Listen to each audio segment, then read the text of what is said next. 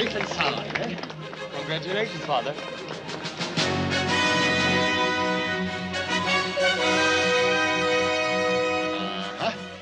Come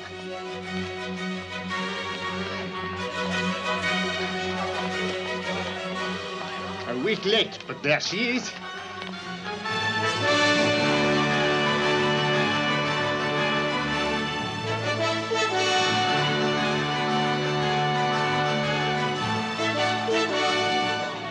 Months in the African ports, but he's come back to you now. Thank you. You see him, Mercedes? Monsieur Morel. Yes, dear girl? The flag is at half-mast.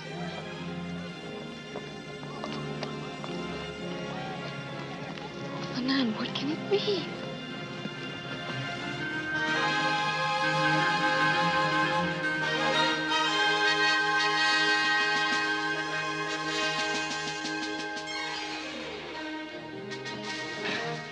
Edmund, my dear boy, I am glad to see you. But what does the flag mean? Where is Captain Leclerc? We have had a tragedy at sea, monsieur. The captain died off Civitavecchia, sir, of brain fever. Leclerc? Dead? Buried at sea, sir. And the cargo? All safe, sir. I think you'll find everything to your satisfaction, Monsieur Morel. Good, Danglars. After the misfortune, who took charge, you or Danglars? Sure. You know, sir. Scarcely was the breath out of the good captain's body than Monsieur Dantes assumed command without consulting anybody. As captain's mate, it was my duty to take command, sir. You did well, my boy. Very well. Next to a death at sea, Edmund, all else is insignificant. But were there any other incidents which should be brought to my attention? Yes, sir, one. Bring the prisoner forward. Cadarus? 4 days ago, during the burial ceremony, he was caught pilfering stores in the forecastle. True, Cadarus? Have you now added petty thievery to your other accomplishments? If the almighty Monsieur Dante says so, then I'm a thief. Shall we turn him over to the police? I wouldn't imprison any man used to the freedom of the sea, sir. But I'd not have him on my ship. Your ship, young man? I spoke... As acting captain, I know. And as such, what are your orders? You're free, Cadarus. But don't show your face to me again. You must stop being so generous to the world, Monsieur Dantes. God will get jealous. Father, Danglars tells me that on the way home the ship was in at Elba. Elba? Why Elba? My ships have no business at Elba. Captain's orders, sir. And the captain was the only man to go ashore. Why? Could it be that he had some business with Napoleon? He didn't tell me the purpose of his visit to the island, sir. Strange. Very strange. Did he leave any papers behind? A will, a testament? On his deathbed, sir. He gave me this. There's no address on it. He told me where to deliver it, sir. I have his full instructions. Well, the matter will take care of itself. Aha. Well, we must talk to you no longer.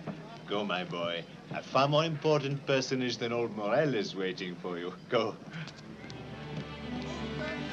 Mercedes!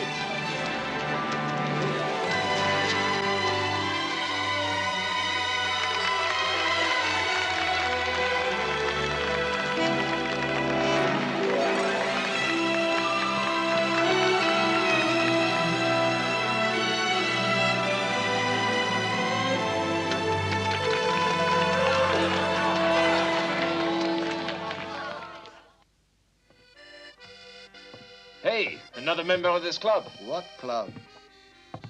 The Society for the Destruction of Edmund Dantes. You would like that, wouldn't you, Lieutenant? Wouldn't you like a clear path to your pretty little cousin, Mercedes? Don't mention Mercedes' name in your mouth. Sit down. Please. Both of them. Be quiet. Listen to me. I think I see a way to remove this impediment from the lives of all of us. Question, what is the fate of a Bonapartist in these marching times? Please, Dantes, Bonapartist. On the way home, Our ship put in at Elba, Elba. where the captain went ashore. 2 days later, before he died, he handed Dantes an envelope. So? So use your imagination. I'm suggesting that Captain Leclerc went ashore to consort with Napoleon Bonaparte himself. I'm suggesting that envelope contains secret orders. I'm proposing that we take advantage of the possibilities in this situation. Waiter! Pen, paper, ink! A moment, monsieur, please. Just a moment. Edmund? Yes, Father. I am an old man without manners, but I must ask Mercedes a question. What is it? That young lieutenant, your cousin, Fernand Mondego, I am told he loves you too. Fernand Mondego is loved and lost. The way of the world, Father. Fernand is a fiery young man, a Spaniard. I do not want him coming at you one dark night with that long knife. My blade is a match for any Spaniard knife. But... Father, this is no time for bad thoughts. We have good news for you tonight. Yes, tell him now. No, Mondego, I think you'd better write it. Mine is too fine a hand. This requires something a little rougher. Address it, the prosecutor, the Port of Marseille. The prosecutor? The prosecutor. Begin as follows. Monsieur. A captain? Yes, I've been made captain. With 100 gold sovereigns paid per voyage and a share in the profits. My boy, my boy. Tell him the rest, Edward. Father, with the first money I touch, I mean you to have a house of your own. With a garden to plant your larkspur, your roses, your flowering vines.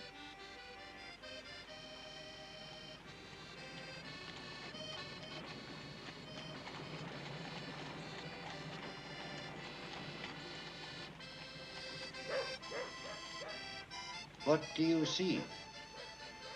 Oh, nothing?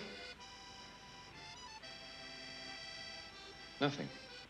And I now pronounce you man and wife. Now then, when I say those words tomorrow, the groom will kiss the bride. Not now, tomorrow, I said. At wedding, tomorrow. Now, the organ will begin again, and you will take her by the arm and lead her up the aisle, out of the church. Do it, do it, do it. Now the others, family and friends, will turn and follow them up the aisle. No, not tomorrow, I said, not today. Tomorrow, I said. Remember to come back tomorrow for the wedding. Don't forget. Tomorrow, I said. Edmond Dantes, That is my name, monsieur. you're under arrest.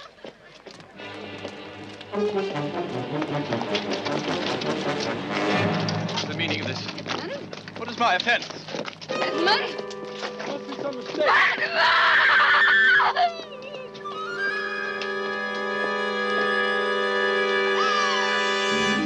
Oh, Fernand, what is happening? You got it. Take your hands off her! Don't touch her!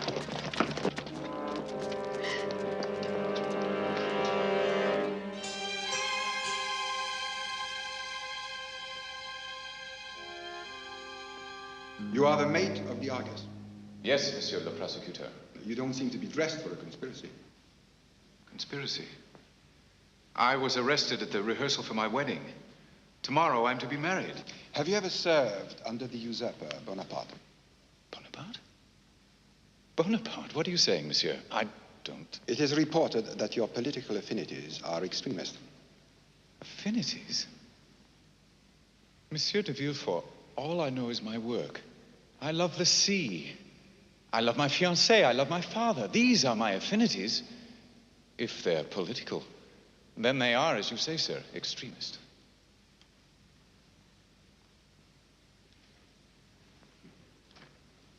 I believe that. Do you recognize this writing? No, sir. Are you sure?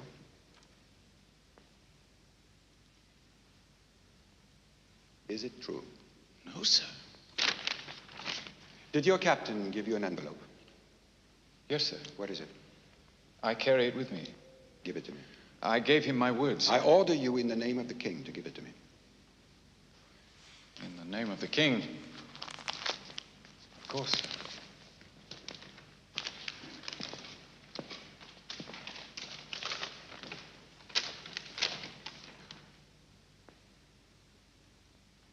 What does it say, monsieur? Had you known the contents of this letter, you wouldn't be carrying it on your person. You would have denied any knowledge of it when I asked for it. That you actually surrendered it to me clearly establishes your innocence of any complicity in this affair. Then, if I am innocent, monsieur... Go back to your bride-to-be. God bless you, Monsieur de Villefort. Oh, one more thing. Yes, monsieur. I see no address on the envelope. I was told when and where to deliver it. When? Tonight, sir. To what address? 15 Avenue Montaigne. To any particular person there? Yes, sir. A Monsieur Noirtier.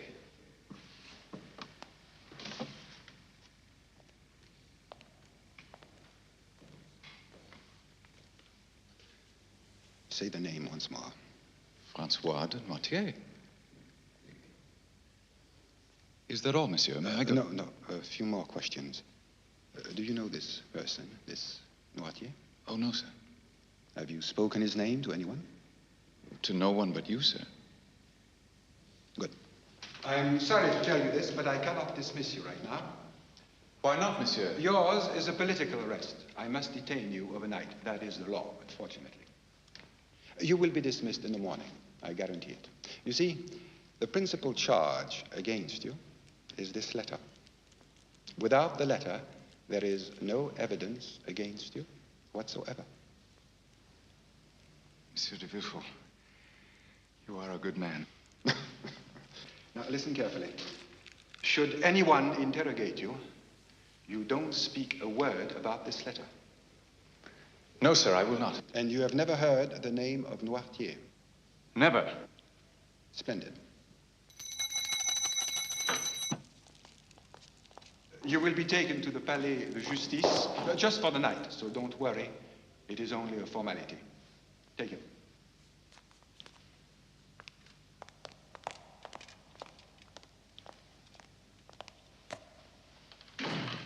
Noirtier. Noirtier. Must that name pursue me like a demon to my grave?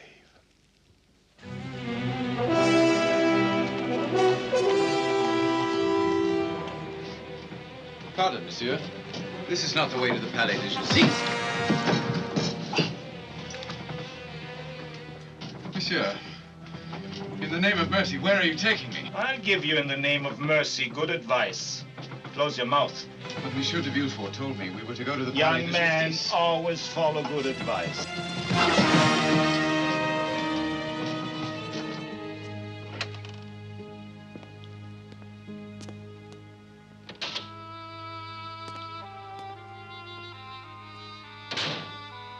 Good evening, Monsieur Noirtier. What the devil? You're expecting a messenger.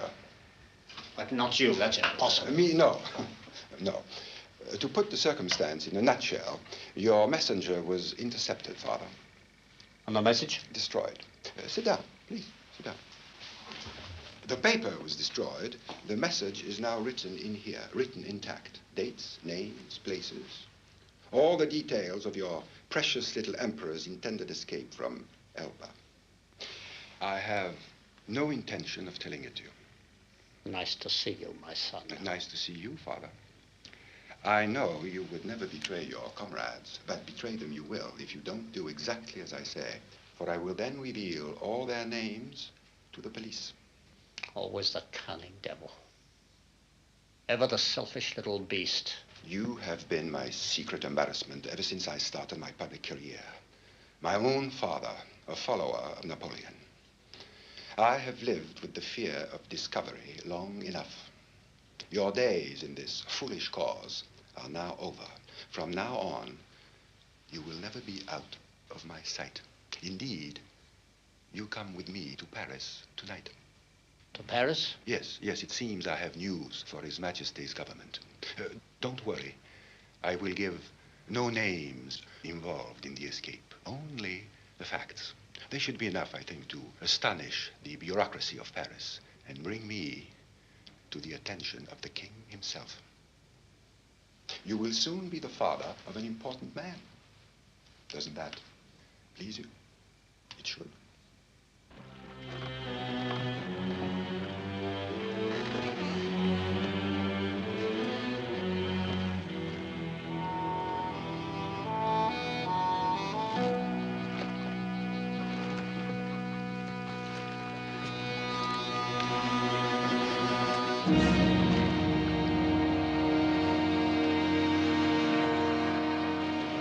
Taking me there!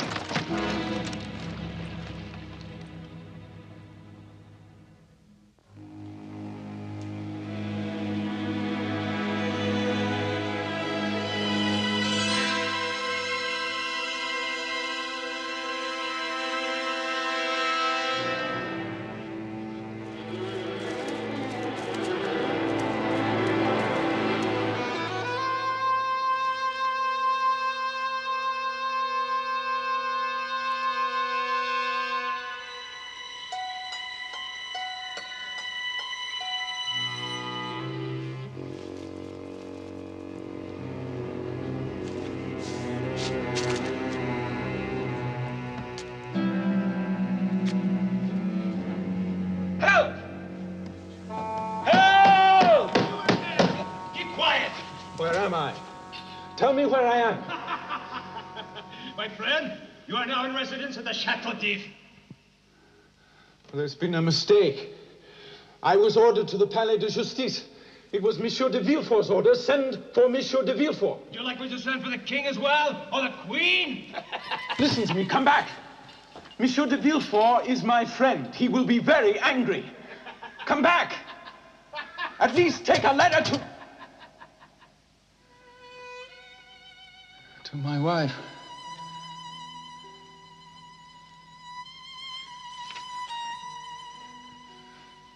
What have I done? What is my crime?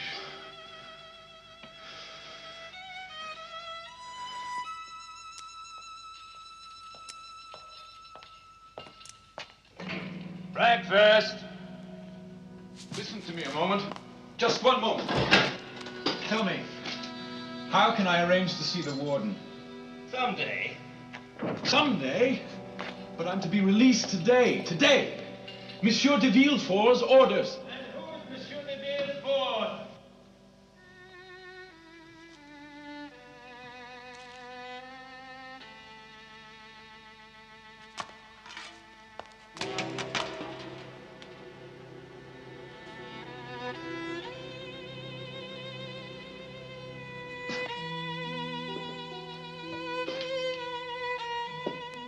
Mercedes.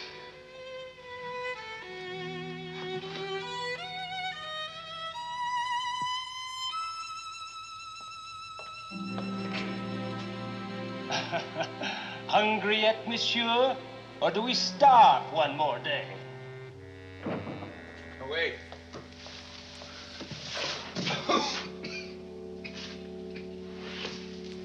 Wait!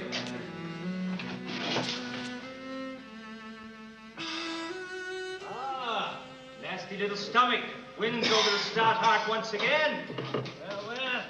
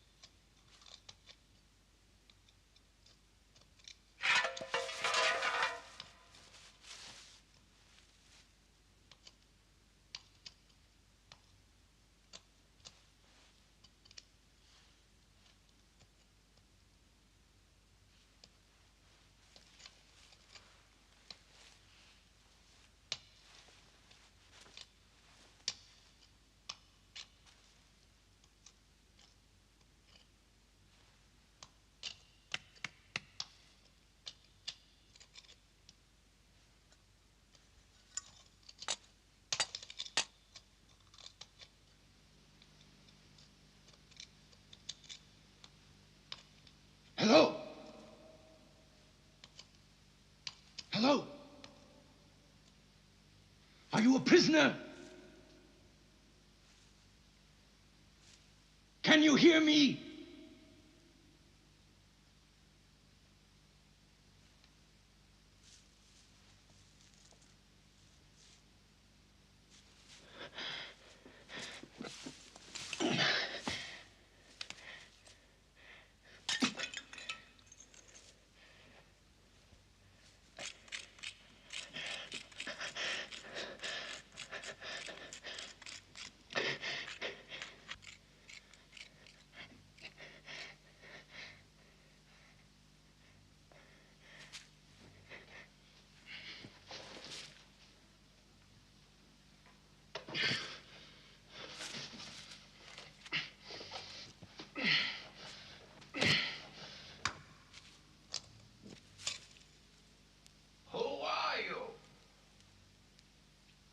Edmond Dantes. Why are you here? They said I was a Bonapartist.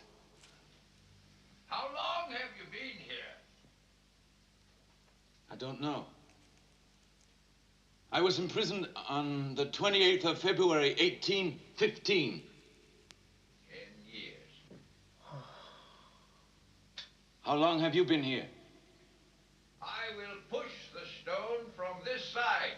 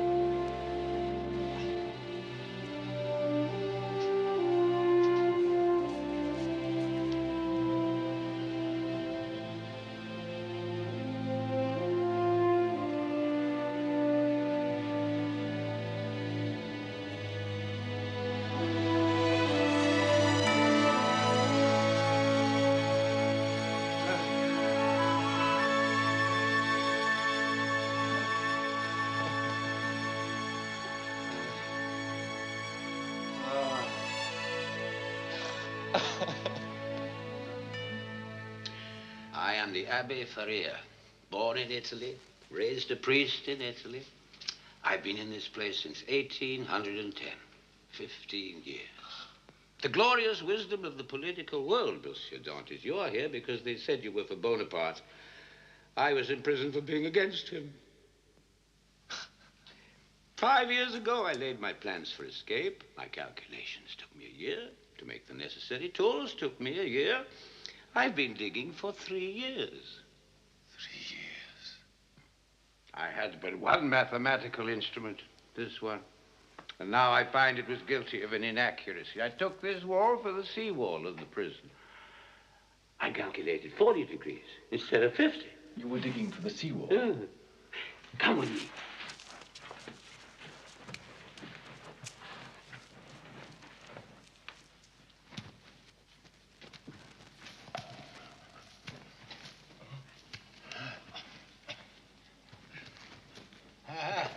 My mallet. Chisel. Where did you get them? I made them.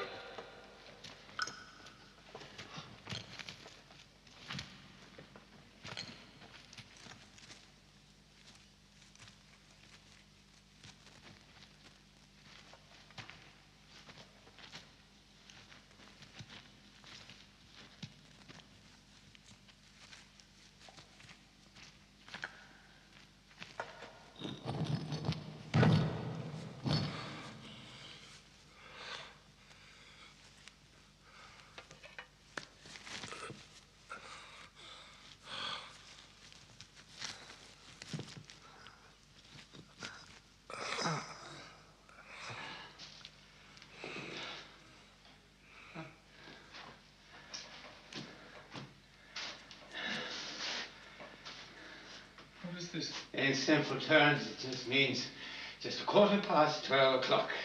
A clock? A clock, calendar, astronomical chart. Here, I have something to show you.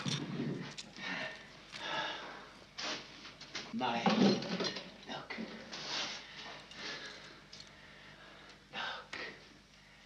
My needle made from a fishbone.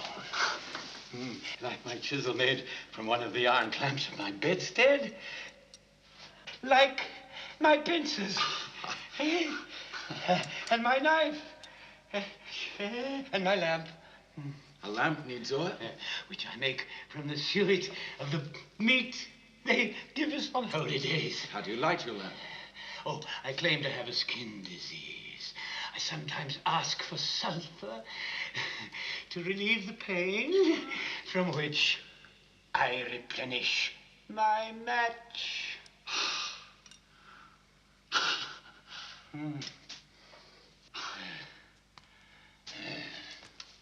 Oh, all this for a tunnel for my hope and salvation. Now my dead hope. 5 years spent on a tunnel that leads not to freedom, but to another man's cell.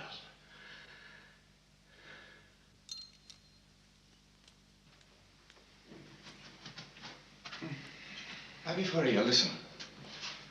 Your tunnel runs in the same direction as the outer gallery. Yes. The seawall is here. I can just glimpse it from my window. Half your tunnel runs in the right direction. From the center point, we turn. You call it 50 degrees, I say 2 points more, north by northeast, and dig to the seawall about 100 meters.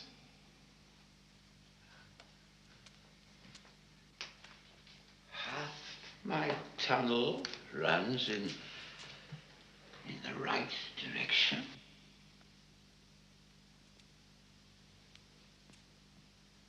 How long will it take? 2 of us, 4 years.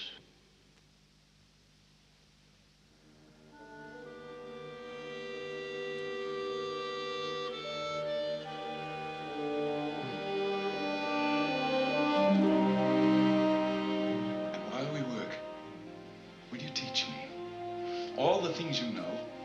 Yes. Mathematics, theology, philosophy, living languages and dead languages, the history of the world. I give thanks to heaven. I'll be able to teach once more.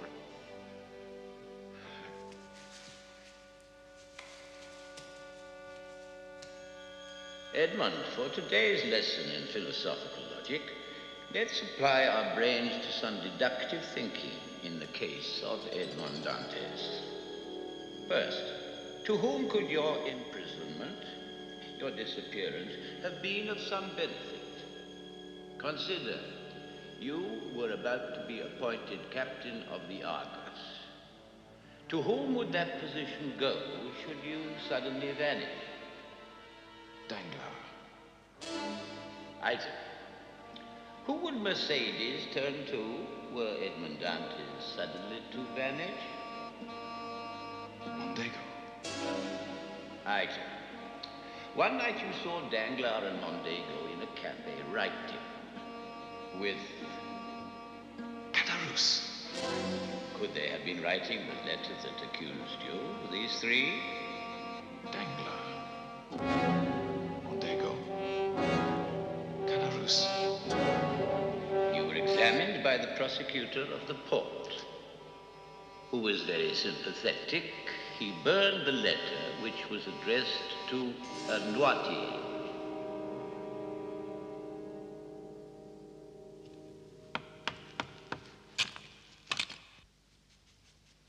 Noirtier.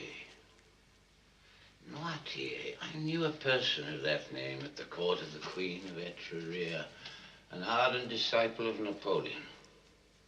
Edmund, what was your prosecutor called? De Villefort. Ha! What have What? You have unlocked the whole mystery.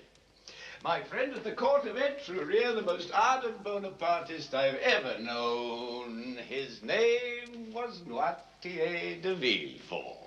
His brother? No, my age. His father? I presume so. His own father, a Bonapartist? So, he destroys your letter. And me. And you.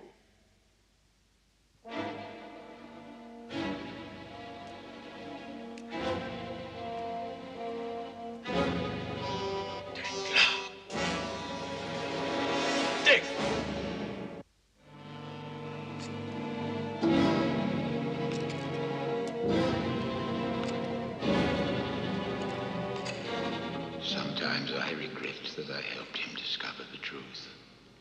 I see too much in his face that was never there before. Montego. Vengeance belongs to the Lord, Edmund. Turn away from such unholy thoughts before they destroy you. Caderousse Villefort.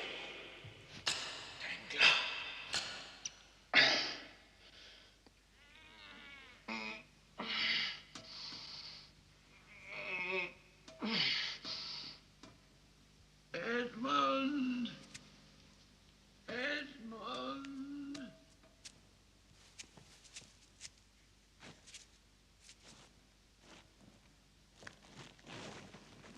Dear God, what is it? Edmund. I'm ill.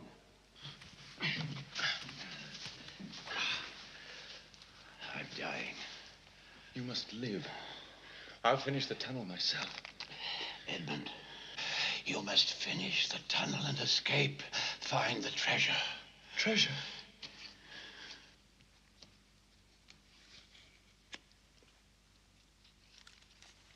What's this? A map. Of the island of Monte Kristo. This is the lost map of Cesare's father, with whose death in 1498 vanished one of the great treasures of the world. This fortune has been buried on Monte Kristo for 3.5 centuries. Oh, Edmund, I wanted us to find this treasure together. Now it is for you to find alone. Do great charitable deeds with it. Spend this fortune which God has been hoarding for you in good and holy ways. Edmund, you must escape. Find the treasure. My profession forbade me to marry, so you are my son, the child of my captivity. Make thy works of goodness a memorial to me. What is such treasure to me? My real treasure lies here. You have enriched me beyond...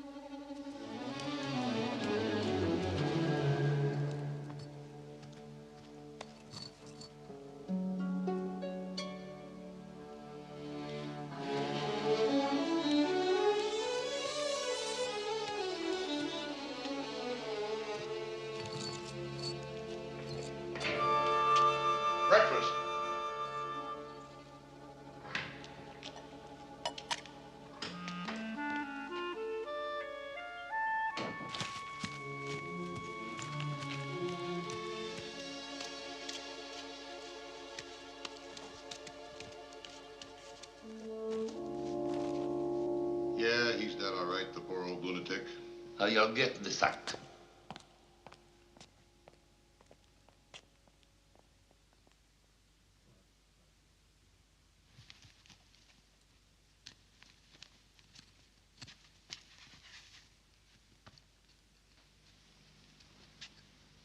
Well, now we wait for the tide to change. Come on.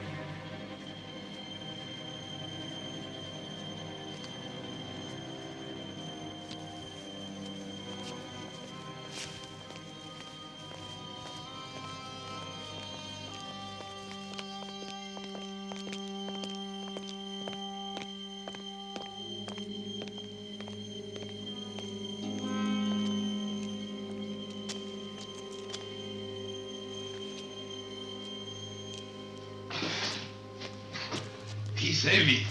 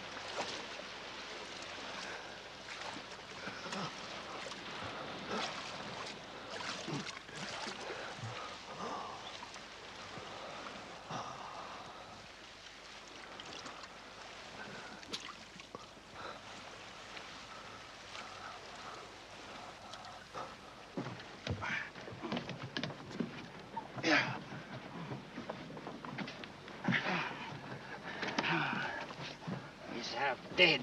No, he's half alive. Wake up, old man. How do you know that he's old? Look at him.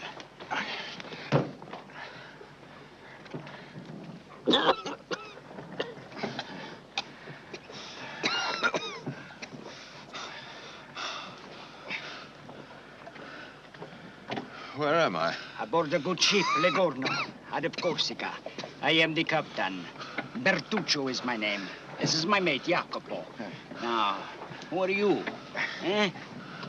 What is your name?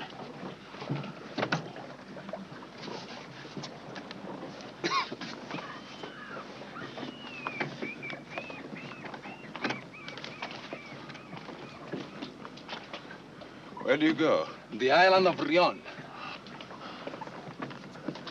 The top two currents should take us there in 2 hours. You know these waters, huh? Bertuccio, Jacopo. What are Italians doing in these waters? I think you have already guessed. How is the smuggling these days? Good? Terrible. We need a navigator. A navigator who knows his way in this jungle of waters. Would you join us? Now tell me, who are you? What is your name? Where do you come from? There is no sign of a shipwreck. There's been a storm. The cannon of Chateau d'If. You? Jacopo, on this boat, a man's business is his business. You have a young man's speed. How old are you? If this is the year 1829, is it? Of course. Then I am 33 years old. And I will be 34 years old. Only because of you, my good friends.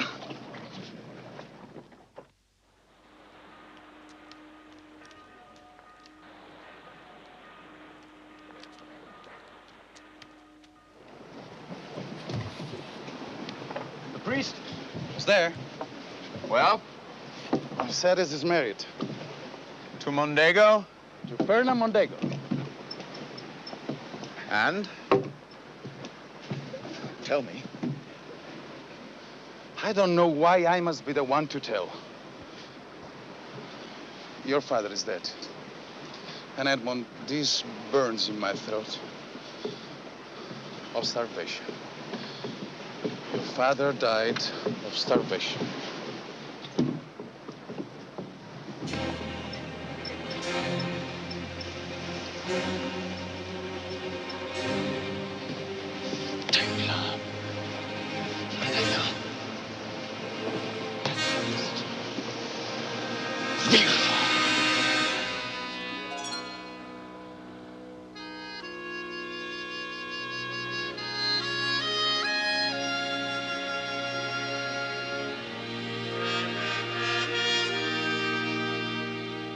God had delivered me into the hands of two smugglers who breathed life back into me, befriended me on faith alone, asking no questions, until the day I was strong enough to fulfill my promise to the Abbé Faria.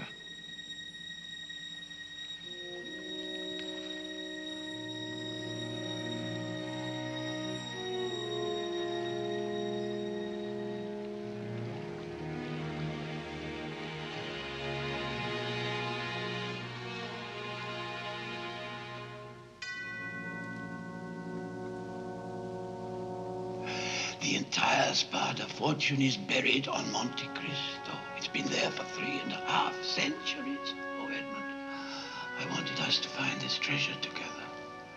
Now it is for you to find alone. Do great charitable deeds with it. Spend this fortune which God has been hoarding for you in good and holy ways.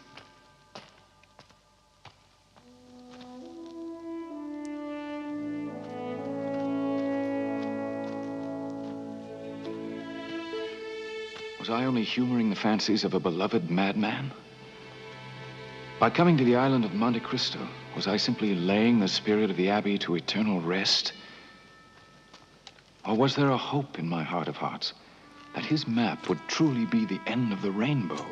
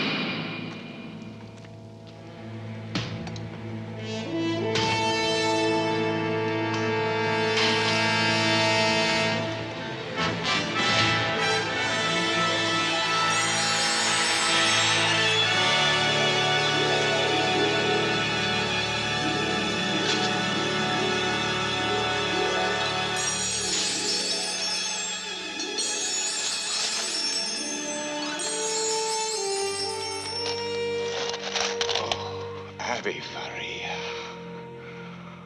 Dear priest, dear saint. I promise you by the God I had for so long forsaken.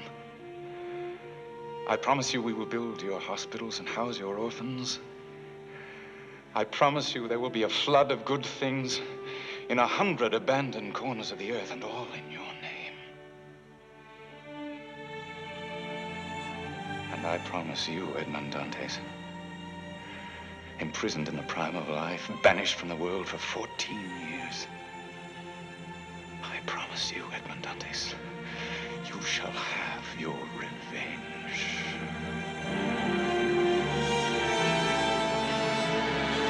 Jacopo! Petruccio! The world is mine!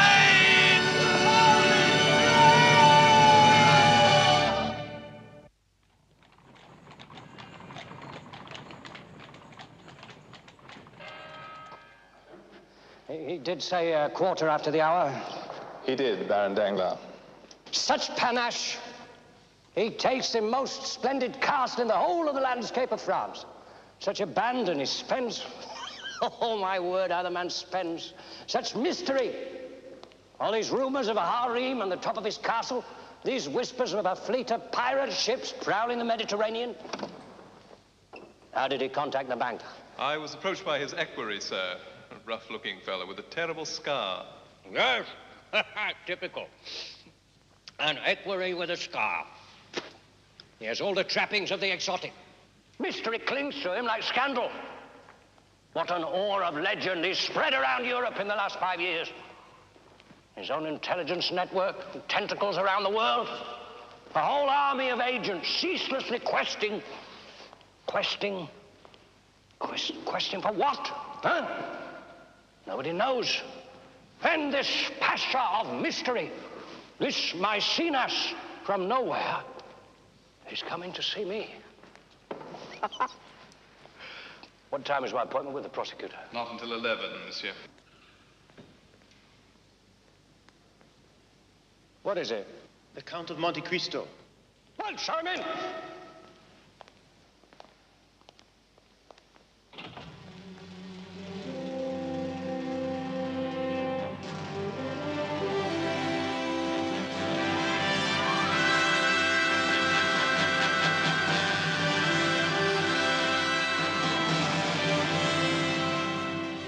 My dear Count, I am the Baron Danglars. Sit down, do sit down, Monsieur le Comte.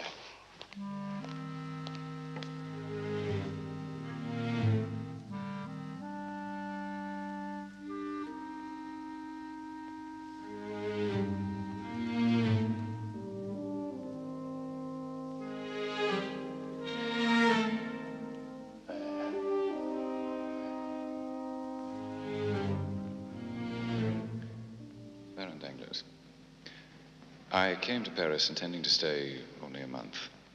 I've since decided to stay on another 2 or 3. Paris will be proud. I've been banking out of my pocket thus far. Now I wish to open an account with your establishment. As an opening account, shall we say 5 million? Marvelous. The power of little pieces of paper, my dear Baron. As marvelous as any creation of man, including his poetry, music, and painting. Who handles money properly is also an artist. Yes, yes. 5. Monsieur, I shall take Advise me through my staff. I thank you, Baron. Monsieur the Count. I am impressed by your head of Imhotep, sir. A fine specimen. Imhotep, yes. Oh, and this one, sir. A most ingenious fate. Thank you. Oh, thank you indeed, sir. Is there any other service we can render in the meantime? Some convenience? In point of fact, Baron. Whatever the Count of Monte Kristo may desire. I make my home in the country, monsieur. Yes, I know. But now, for convenience, I've taken an apartment on the Champs-Élysées. I'm told there have been random robberies in the neighborhood. For police protection, to whom does one apply? And all papers in the case should be consigned to the King's attorney. At once, Monsieur de Villefort. Thank you. The Barrow Danglars. Danglars, you are late. My dear de Villefort, I have the honor to present the Count of Monte Kristo. The Count? Of Monte Kristo. My dear Count, welcome to my house. Monsieur. Please sit down. I hope I'm not intruding on the business of the day. Intruding? Not at all. A minor matter, all dispensed with. Surely, you've been reading about this cutthroat, Jacques Benoit, who killed the brother of Senator Gallimard. Yes. Has a judgment been reached? Indeed. The guillotine. If a man tortures and murders your brother or your son or your father, kills one of those beings who leave an eternal emptiness and a bleeding wound when they're torn from your heart, do you really think society has given you sufficient reparation because the blade of the guillotine has passed between the murderer's trapezius and his occipital bone? Because the man who caused you immeasurable suffering has endured a few seconds of physical pain? My dear Count, are you suggesting the medieval way, torture? I am suggesting the holy remedy. An eye for an eye. Yes. Yes, indeed. Indeed. Very interesting. Well, when the Count mentioned to me that he was seeking police protection for his residence, I took the liberty of... This office is at the service of the Count of Monte Kristo. We can post police officials on both streets of his residence, front and rear, as many as you may desire. Monsieur de Villefort is too generous. Paris must do its very best for distinguished visitors. Father, you promised to come and see Grandfather this morning. The morning is half gone. You know he frets. Good morning, Baron Danglars. Good morning, sir. How long will this business take? You know he must eat a nap.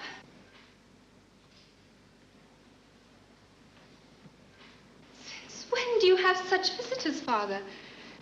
This gentleman doesn't look like a criminal or a lawyer. I'm afraid my daughter is outspoken to a fault and slightly ill-mannered. Please forgive her. Father.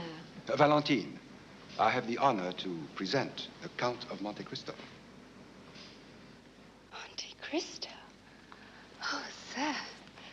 I shall be the envy of every girl in Paris. What they're saying is true. You are handsome. And are you as rich as they say, monsieur? Rich in experience, mademoiselle. Rich in years. And growing richer by the moment in my appreciation of the loveliness of Paris. Monsieur, you busy? Am I? Do me the greatest of favors. Will you come to meet my grandfather? Valentine, will you stop this nonsense? You would frighten his life for many days to come. Mademoiselle honors me. The Count of Monte Kristo. How extraordinary. But how did you manage to bring him here? As a matter of fact, it wasn't easy.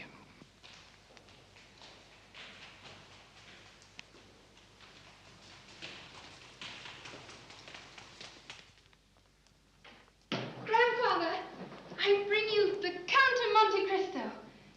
Here you see how influential I am. The man all Paris is gasping to meet, and I bring him to your room. Monsieur le Comte, my grandfather, Monsieur de Noirtier de Villefort. Honored, monsieur. My grandfather is paralyzed, monsieur, from an old wound at Austerlitz.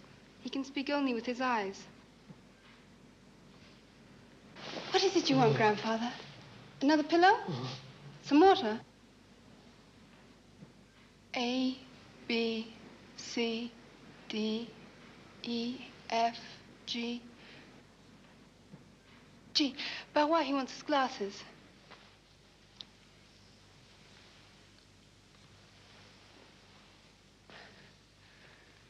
He's delighted to see you. Are you not, grandfather? What other language do we need? Barrois, is it time to start his meal?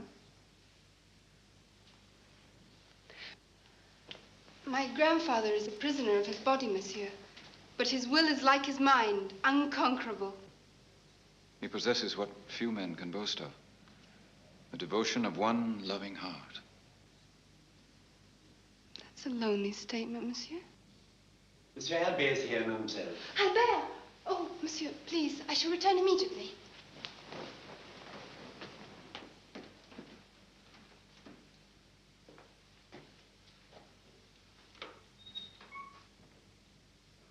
You must excuse me, sir, if I seem to stare.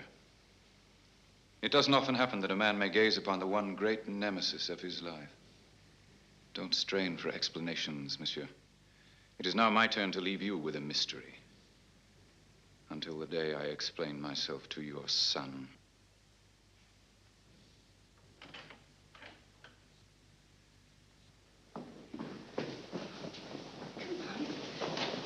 Monsieur le Comte, may I present Albert Mondego? Monsieur, it is a great honor. You honor me, monsieur. All Paris speaks of you, monsieur. Good morning, monsieur. All Paris yearns to shake the hand of the mysterious stranger. And here am I. And here you are shaking that hand straight from his arm. The city is on fire, monsieur. With talk about the Count of Monte Kristo. There, control yourself. My father, monsieur. Even my father is caught up in the game. He says you're an Oriental because he says he met you in Turkey. Because my father was once ambassador to the kingdom of Yanina. Surely you've heard of my father, the Count of Mondego. Who has not heard of the great General Fernand Mondego? A man I've always wanted to meet.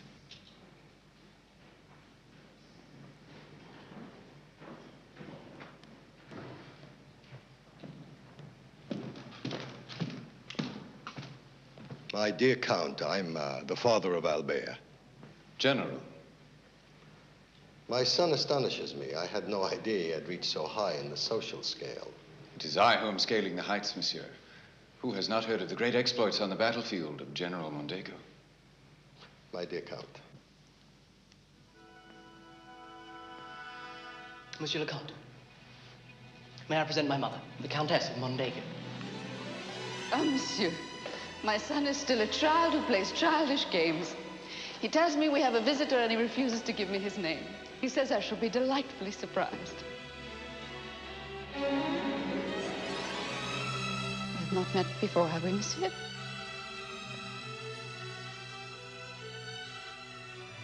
Who have I the honor of addressing, monsieur? Your servant, madam, the Count of Monte Kristo.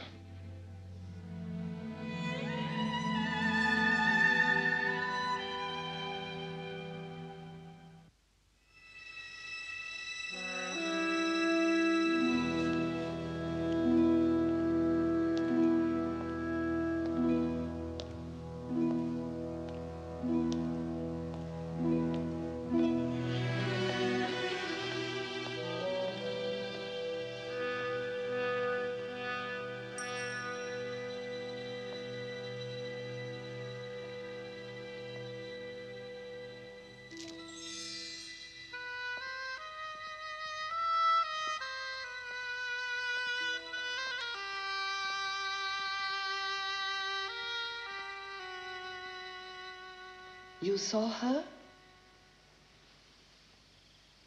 She knew you? She thinks she knows me, but she refuses to believe what she thinks. And when she does believe it? It will be too late, Princess. We shall move like the sword of the Lord with a terrible swiftness. You love her still? No. She cannot influence you. She cannot dissuade you. Answer me, please. No power in heaven or earth could dissuade me. No angel, no demon could keep me from my revenge. Good, my lord, good. Remember, your revenge is my revenge. Ali, the Mondego papers. Here for? We have only to hear from the doctor. Danglars. We have all the documents, master. Good. The public sees Villefort as the loving father, devoted son, the faithful watchdog of the law. Danglars is the financial wizard, advisor to great fortunes, the lion who guards the nation's wealth. Mondego is the great war hero. Favorite of the boulevards, affectionately called the Peacock for his many decorations. Well, we know Villefort is a wolf, Danglars a pig, Mondego a hyena, and we're finally ready to go hunting.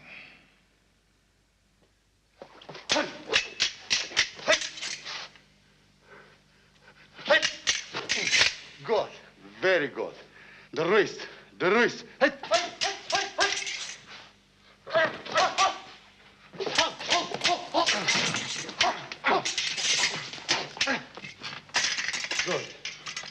Very good. You are the master now. I'm the pupil.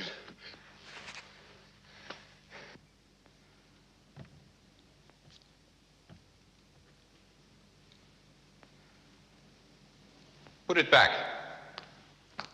We've had a devil of a time finding you. People usually do. 6 years ago, you were sentenced to the galleys. The charge was smuggling. Escaped from the galleys, caught. Sentenced to life in the galleys. You escaped again.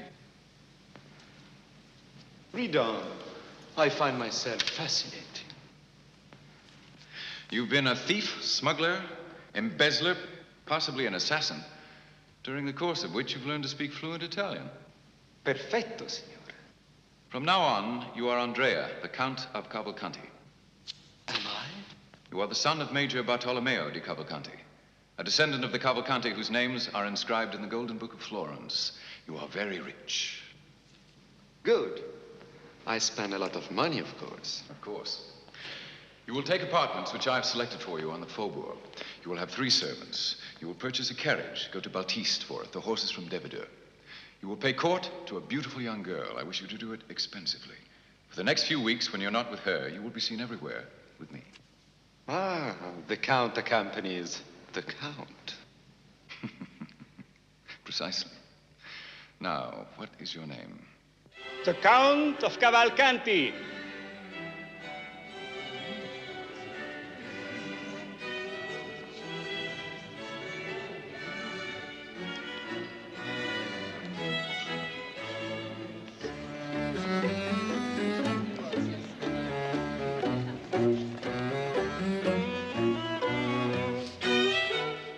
Count of Monte Kristo.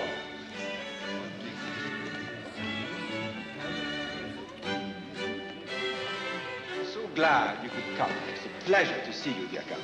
May I present my friend Il Conte di Cavalcanti, whom you were gracious enough to include in your invitation. Yes. Any friend of Monte Cristo, of course. May I present my daughter, Valentine? Mademoiselle. Monsieur le Comte.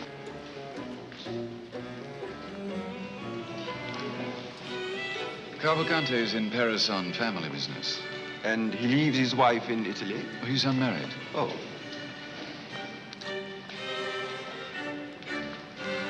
Have you known him long? But a few days. He came to me with letters of introduction from my brokers in Rome. I know his family, of course. All Italy knows the Cavalcanti, who were rich when the Medici were peasant stock.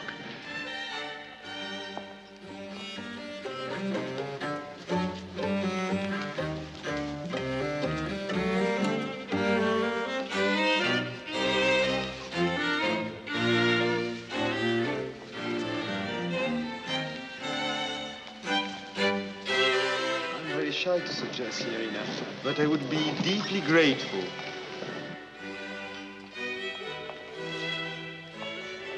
Let us hope her fiancé does not take exception. But my daughter has no fiancé. She's not engaged to Albert Mondego? Not at all, not at all. They're only friends.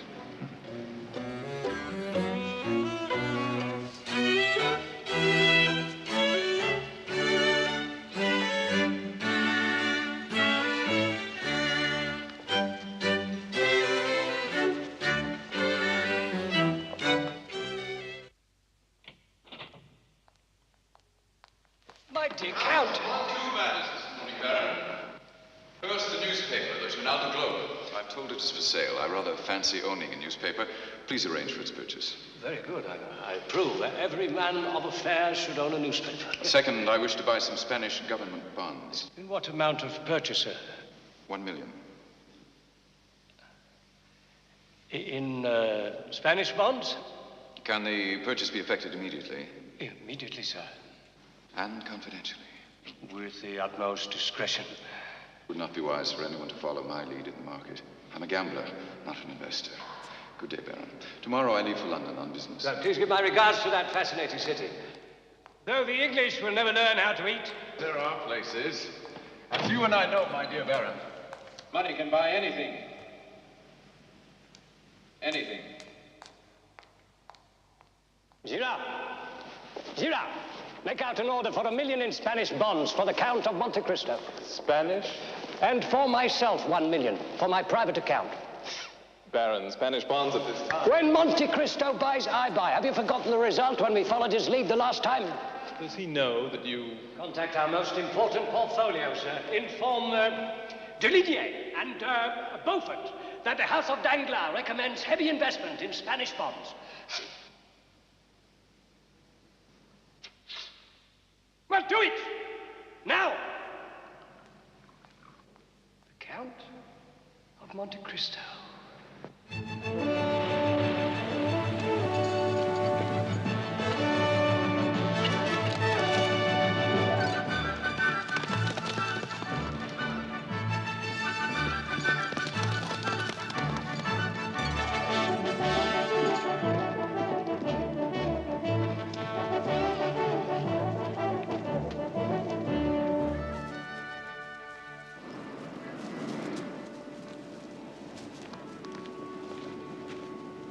Is this your semaphore station?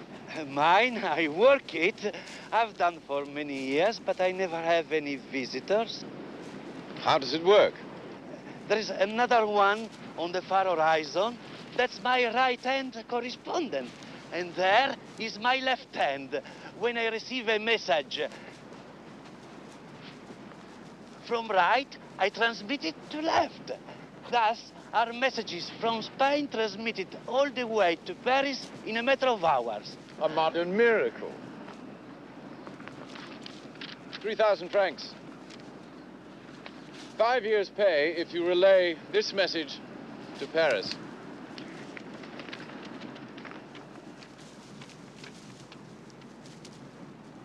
But this is not official.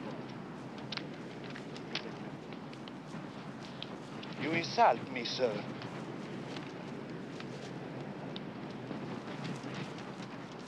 It is an insult.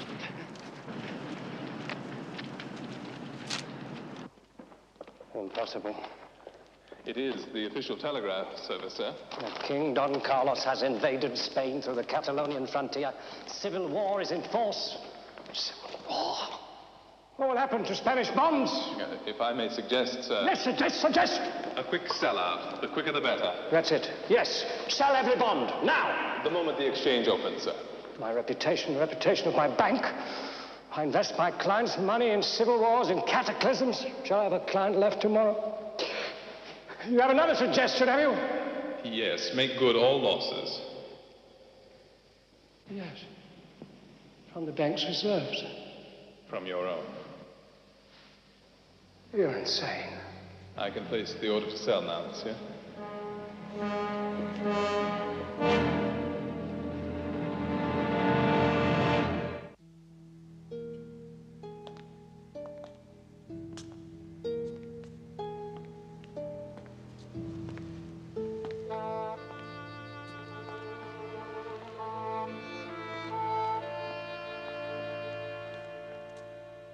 What is it you want of me?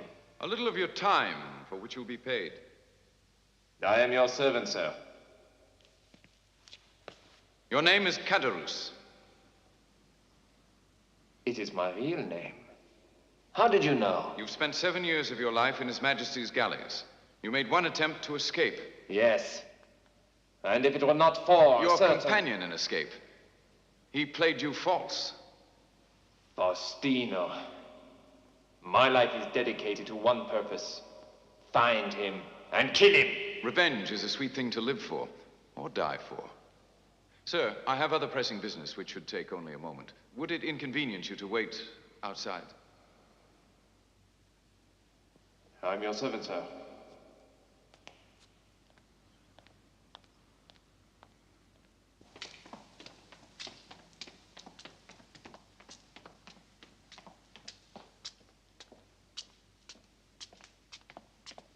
Monsieur? Monsieur?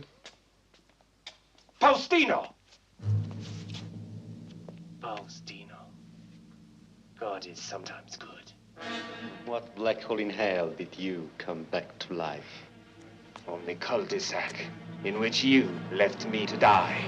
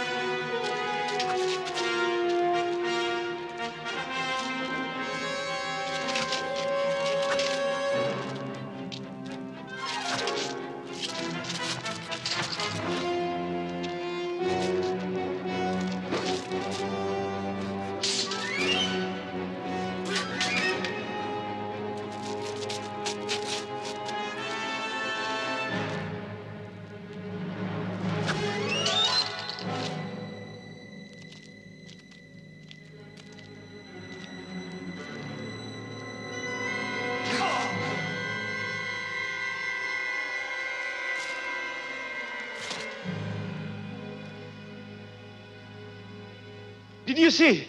He attacked me. What could I do? Take him to the police. Do you know this man? Who are you, Monte Kristo? Who are you? Take him away. One. He is not of the house of Cavalcanti. His name is Benedetto. His most recent name, that is. He is a notorious escaped criminal. And he wanted to marry my daughter. He doesn't lack nerve, I must say. He's an escaped galley slave, among other offenses. Duped! He has duped us all, Sergeant, including the infallible Monte Kristo. A Cavalcanti, indeed. This upstart, this blackguard. He has insulted my very person, which compels me to prosecute this case myself. In fact, it becomes a moral duty.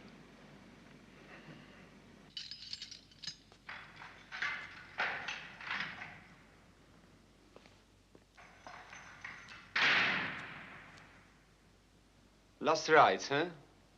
I have not been tried yet.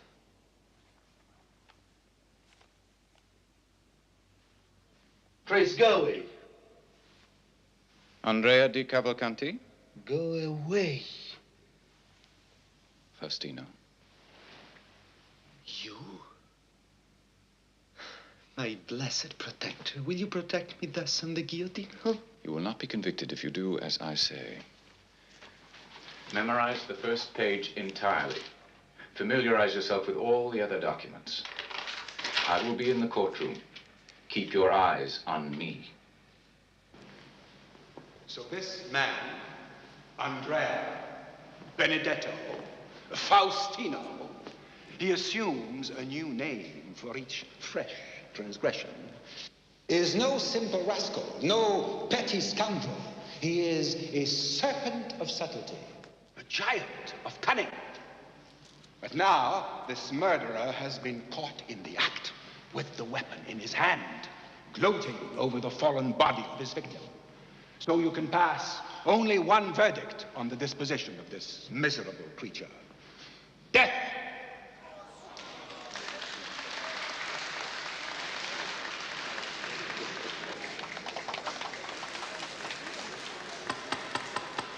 Order in the court. Order! Order! Accused, rise. Accused, your name and surname. Monsieur le Président, I will give my name last of all. It's in order for the prisoner to refuse. Let us proceed. Your age? I am 21 years old. I was born on the night of the 27th of September, 1817. Where were you born? At Auteuil, near Paris. Your vocation? Oh, I am a professional man, a forger, a thief, on occasion an assassin. Have you a request, Monsieur de Villefort? Questions from the bench have been completed. All but one. Now, prisoner, now. Will you consent to say your name, your true name? I do not know it, but I know my father's name. Then repeat your father's name. My father is the king's prosecutor. What did you say? His name is de Villefort.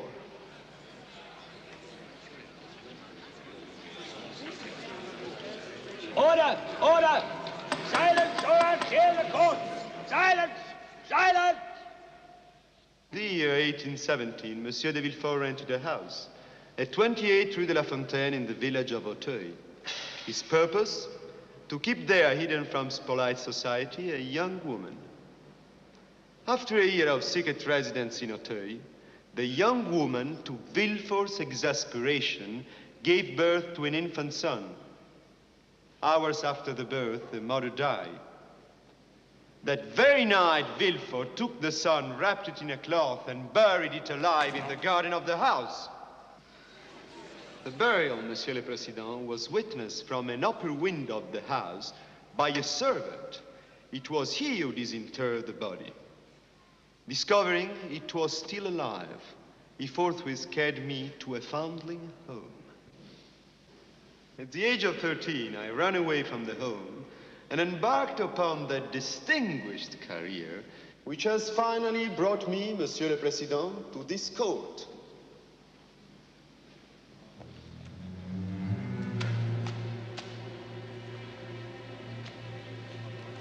The lease on the house in Auteuil signed by Monsieur de Villefort.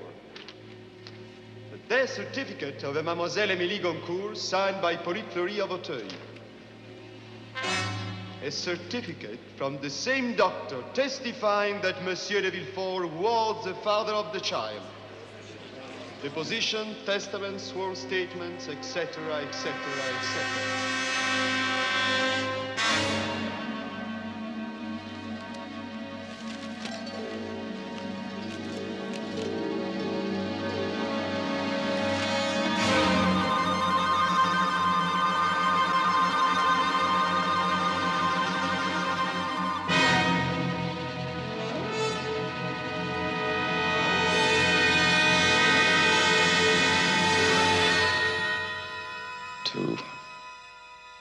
In this morning's paper, it might be advisable, sir. No. What is it, sir? No, no. No, no, no, no, no! Listen to this, Girard. It is without foundation that Le Journal du Globe yesterday announced a revolt in Spain. A telegraphic signal, improperly interpreted owing to the fog, was the cause of this error. There was no invasion. There is no war. Spain is at peace. Danglars! Ah, you have seen the paper. You know what's happening. Is that why you so magnanimously made good our losses? So that you could buy up our bonds? But gentlemen, I've sold my bonds too, I swear it. You lie. I don't believe you, Danglars. Danglars, do you know what you have cost me? You've read the paper, I presume? But gentlemen, you've lost nothing. I lose when I do not make. I want to know what this is all about. I've made good every penny. I demand to know. I will take the matter up with the Chamber, the Board of Governors. Confess, Danglars. Confess, you are a scoundrel. Be advised, Danglars. I am taking you to court. After me. I take him to court first. No, after me. On charges of false representation, mishandling of funds. Embezzlement. I begin by withdrawing my account from this bank. Yes, so will I, before the run begins. The run? If you can't trust the biggest banker in Paris, who can I you shall trust? go now at once. Indeed, come with me. I come with you at once. No moment to lose. And only hope that we shall get there in time. Oh, really, really.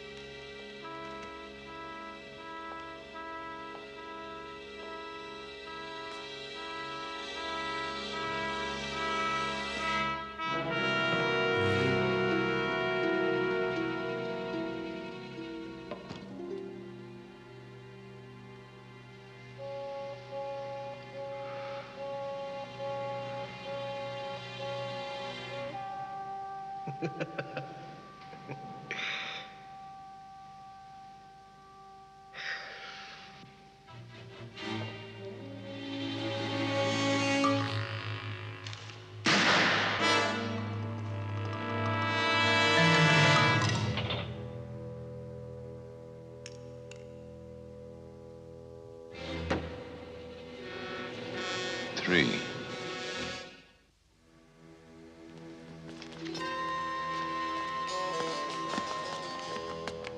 Albert. What a pleasant surprise, Albert. I'm not here to exchange hypocritical expressions of politeness, but to demand an explanation. For what, my dear boy? All Paris buzzes with the story in the paper this morning. The one casting terrible aspersions on my father. On his integrity. On his military accomplishments. On his honor. Yes. It is in the Journal du Globe, the newspaper you so recently purchased. You are in my home, Albert. I alone have the right to raise my voice here. You were responsible for that story. Do you deny it? No. I consider the glove thrown, Albert. Tomorrow morning, sir. The Field of Mars. Dawn. The Field of Mars.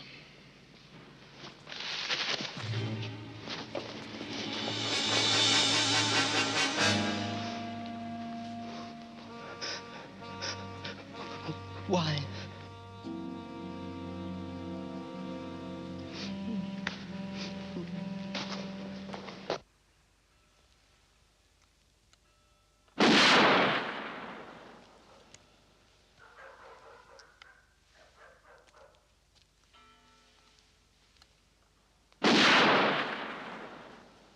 You would not kill my son.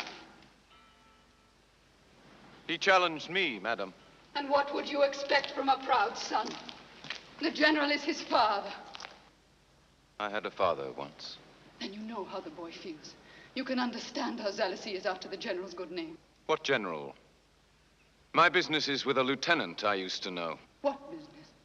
Revenge, madam.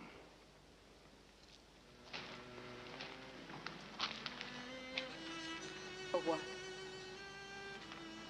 For marrying the girl you loved. He does not deserve your vengeance. It was I. I was weak. I could bear my loneliness no longer. I married him because they told me you died in the Chateau d'If shortly after your arrest. But why was I in the Chateau d'If? Why was I arrested? I do not know. I presume you recognize the hand. How did you come by this? With bribery, madam. I cannot believe. For 14 years, because of that letter, I lived in a dungeon of the Chateau d'If, so near to you. And I never knew that you'd married. Or that my father had died of hunger. Oh, I did not know. We had moved away. Ask me to forgive a man for stealing my love with a lover's deception. Very well, since you ask it, I forgive him that. Ask me to forgive him for stealing 14 years of my life. Very well, forgive him. But forgive him for destroying my father. Never, madam. Never. In my dreams, I have seen you dead. Thrown to the bottom of one of those pits where jailers throw their dead prisoners. And I wake from this incessant dream with a cry, shuddering and cold. Have you ever dreamed your father dead of hunger? Have you ever dreamed of the one you love giving her hand to a rival while you perish at the bottom of a pit? Worse. I have seen him I loved on the point of murdering my son. Oh, Edmund, please. What good has it done for me to mourn for you eternally in the secret recesses of my heart? When I thought you dead, I should have died too. But foolishly, I went on living, and for nearly 20 years compared all men to you and found them wanting. Missing you has been a day after day, year after year torment to me. And in all this time, my one consolation has been my son, my innocent son who should have been ours. Our son, Edmund.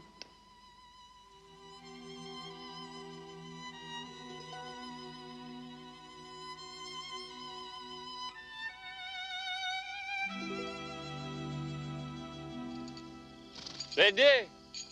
1, 2, 3, 4, 5, 6, 7, 8, 9, 10.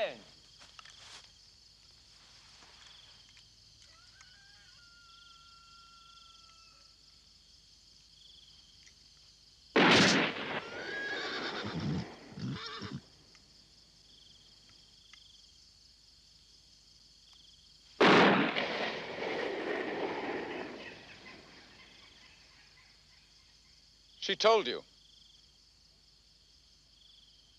Everything. I offer you my apologies, sir. You have every right to expose my father.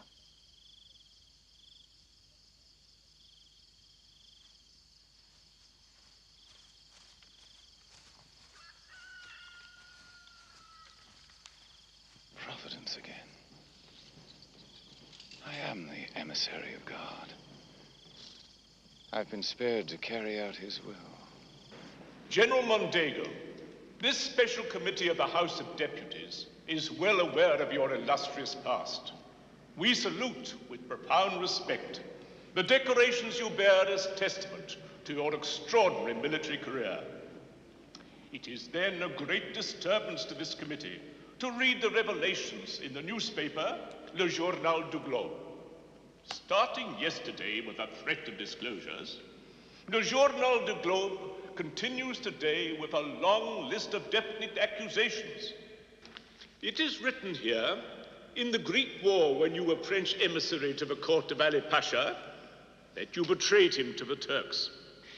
It is written here... Monsieur le Président, may I proceed immediately to my own defense?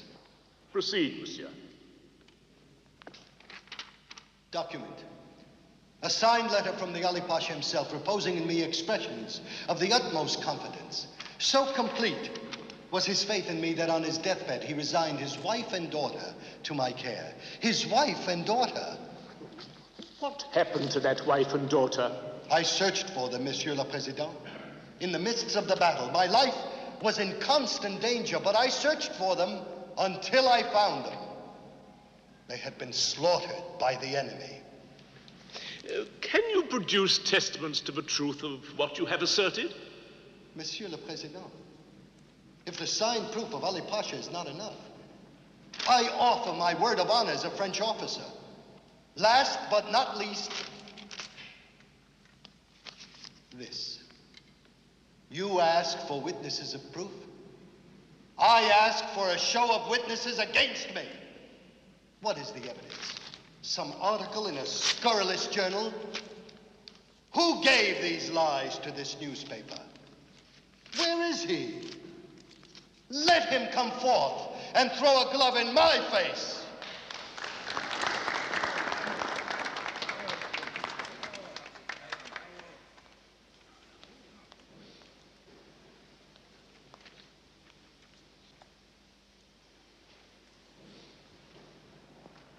Monsieur le Comte, your defense has a ring of validity. Your points well taken. You will therefore be gratified to learn the contents of this note I have just received, as follows. I was present at the death of Ali Pasha. I know what is become of the wife and the daughter. I claim the honor of being heard. Who wrote those words? The note is unsigned, sir, but the witness can be summoned on your approval. Only on your approval. Let him appear. Let him appear.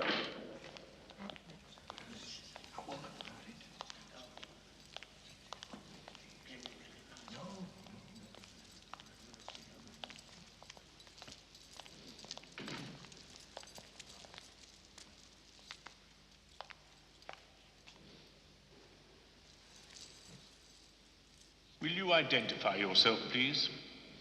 I am the daughter of Ali Pasha.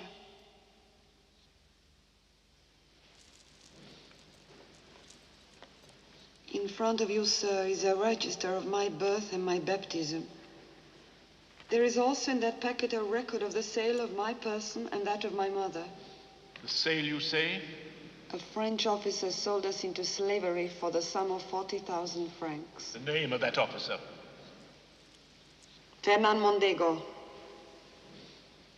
You were trusted by my noble father. You were loved by him as a son. He entrusted you with the safe conduct of his wife and daughter. But you're a liar, a traitor, an assassin. Assassin! It was your sword that killed my father. Monsieur le General, will you reply? Lies. Lies. They're lies. You take the word of an infidel foreigner against the word of a general of the army of the king? The woman is an impostor. Who is an impostor? She is truly the daughter of Ali Pasha. Those documents will prove it. They'll verify themselves soon enough. And when they are verified, General Mondego, Count of Mondego, hero of Yanina. What is your connection with this woman? Ask first, what is my connection with one named Edmond Dantes?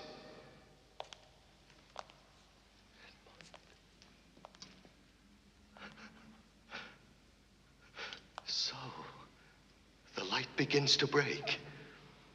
Our sailor boy, back from the Isle of the Dead, huh?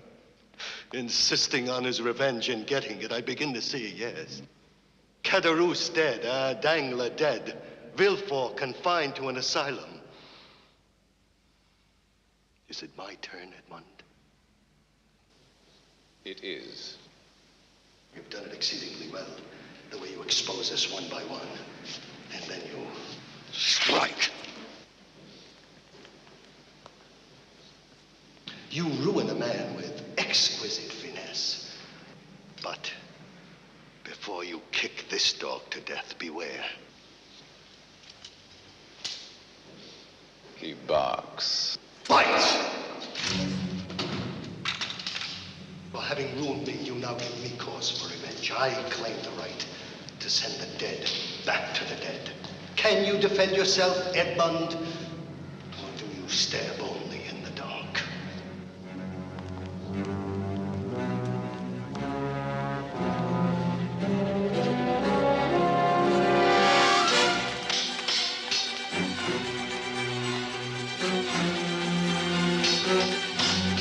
Gentlemen, please! I beg you, leave the house!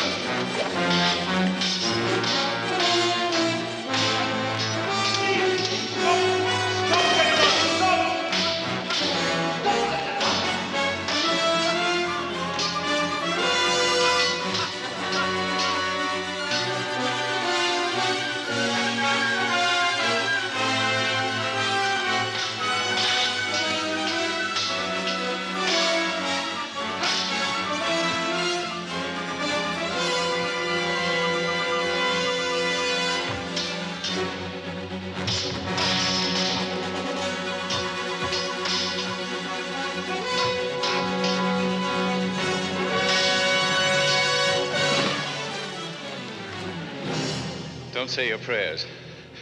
You won't escape prison by the simple trick of dying. You'll serve your sentence in this world before you go to hell. General Montego, you are under arrest.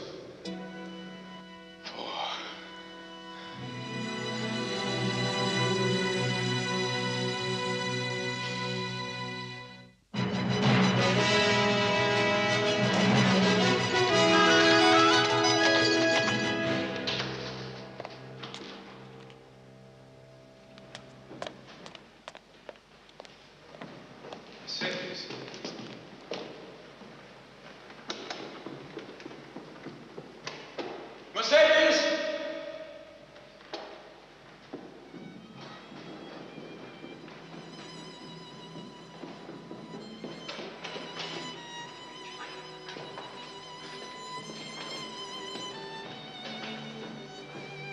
Mercedes!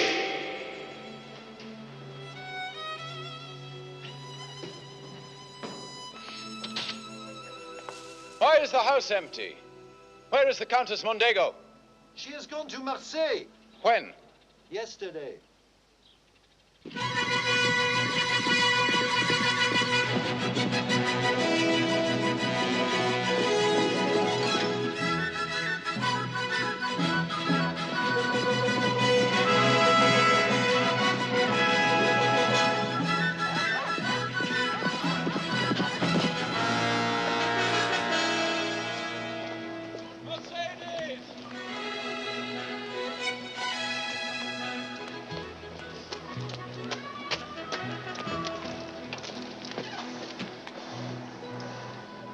Where are you traveling? To Africa, to find my son and be near him. He's joined the army. Albert, a soldier? He wants to expiate his father's sins. Let me join you on your voyage. I can be of help to you both. My son would never permit that. Once you said he should have been our son. Should have been, yes.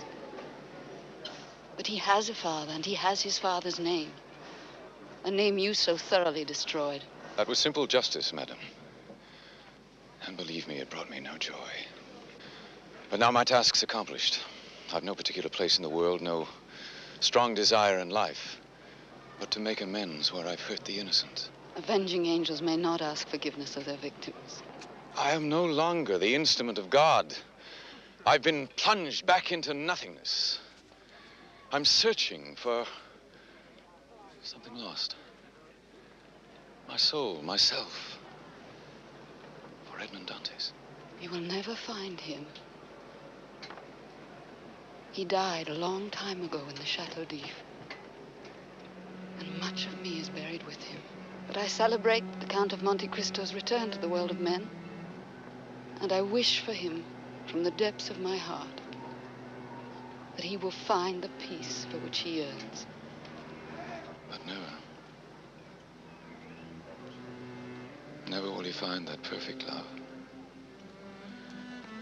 which two young people lost.